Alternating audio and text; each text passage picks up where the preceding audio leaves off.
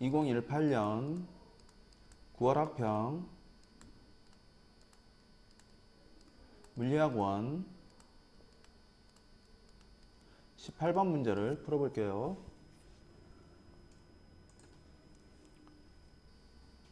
자, 그림은 x는 0에서 정지해 있던 물체 A, B가 x축과 나란한 직선 경로를 따라 운동한 모습을 나타내는 거고요.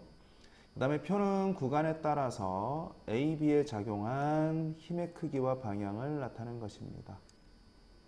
자, 처음 L 구간을 4개로 쪼갤까요? 그럼 첫 번째 구간에서 A, B 둘 다 오른쪽으로 힘을 받았고요. 처음 정지 상태부터 운동하려니까 당연히 오른쪽으로 힘을 받아야 되겠죠. 오른쪽으로 운동하려면. 그리고 L부터 3L까지는 둘 다 힘을 받지 않았어요. 등속 운동하겠죠. 그런데 A는 3L부터 4L 마지막 구간에서도 계속 힘을 받지 않아서 이 세 구간에서 계속 등속 운동한다는 걸 알 수 있고요. B는 이때부터 3L을 지나는 시점부터는 아까 받았던 힘과 똑같은 크기의 힘인데 왼쪽으로 힘을 받죠.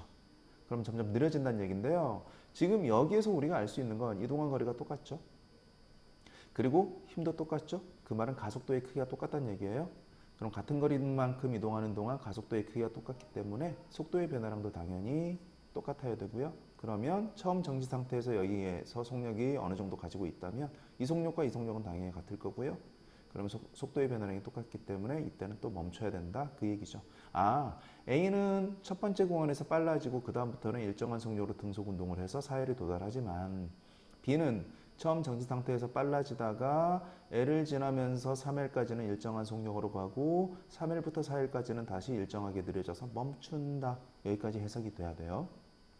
됐나요? 자, 어쨌든 FA와 FB가 각각 크기가 일정하기 때문에 당연히 각 구간 가속도 운동을 하는 구간에서는 등가속도 운동한다는 걸 알 수 있고요.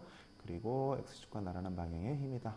자, 아까 얘기했던 것처럼 그래프의 개형을 그리면 A 같은 경우에는 일정하게 증가하다가 일정한 속력 이런 그래프가 되는 거고요. VT 그래프를 그렸을 때 B는 일정하게 증가하다가 일정한 속력으로 가다가 다시 일정하게 느려져서 멈춘다. 이런 개형이에요. 여기까지 이해되나요? 자, 이제 정확하게 그래프를 한번 표시를 해볼게요.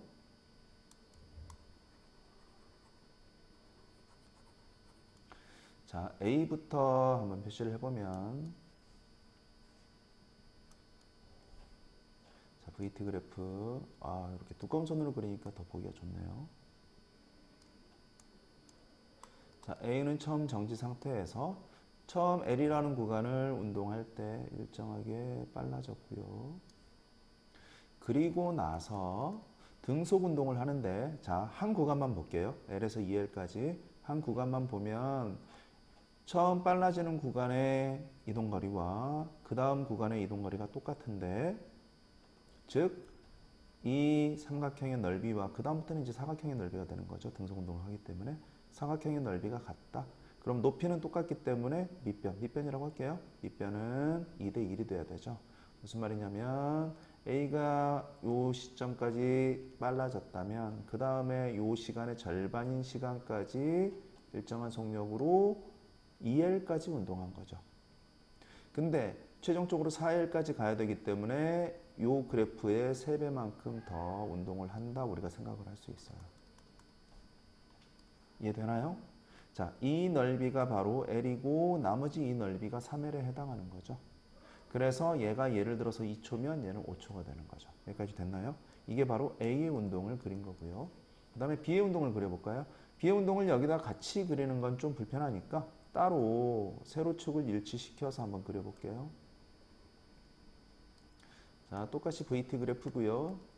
자, B는 아까 얘기했지만 그래프 개형이 일정하게 증가하다가 일정한 속력으로 가다가 다시 느려지는데 그때도 A랑 같은 시간 동안 운동을 해야 되기 때문에 여기에서 멈춰야 돼요. 처음 여기에서 출발을 했다면. 그런데 이때는 자, 이 길이와 이 길이가 또 같기 때문에 당연히 이때 걸린 시간과 이때 걸린 시간은 또 2대 1이 돼야 되죠. A랑 똑같이. 맞나요? 그런데 그 거리의 2배만큼을 등속 운동을 하기 때문에 시간은 이때 걸린 시간, 이때 걸린 시간, 이때 걸린 시간이 같아요.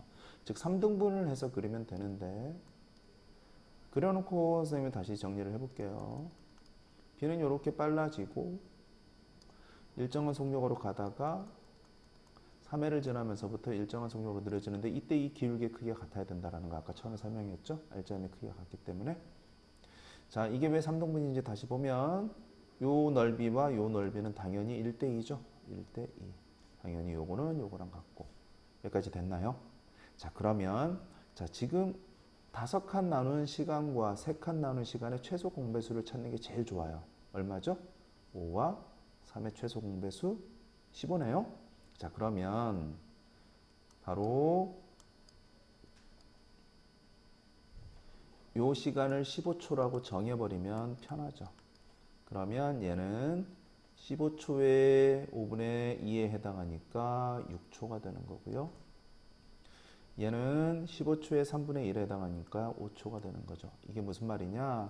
A는 6초 동안 일정하게 빨라지는 등가속도 운동을 했고 이게 바로 L이라는 거리를 이동할 때 걸린 시간이고 그 다음에 B는 바로 5초 동안 일정하게 빨라지는 운동을 했는데 이게 바로 역시 또 L입니다.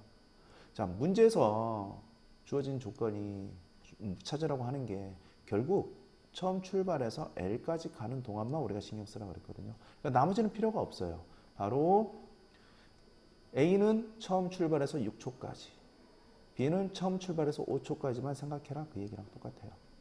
이때 이 넓이도 L이라면 이 넓이도 당연히 L이 되는 거죠. 여기까지 이해되죠? 이 두 넓이는 같아야 되고요. 또 삼각형 넓이. 지금 아까도 얘기했지만 이 뒤에는 이제 의미가 없어요.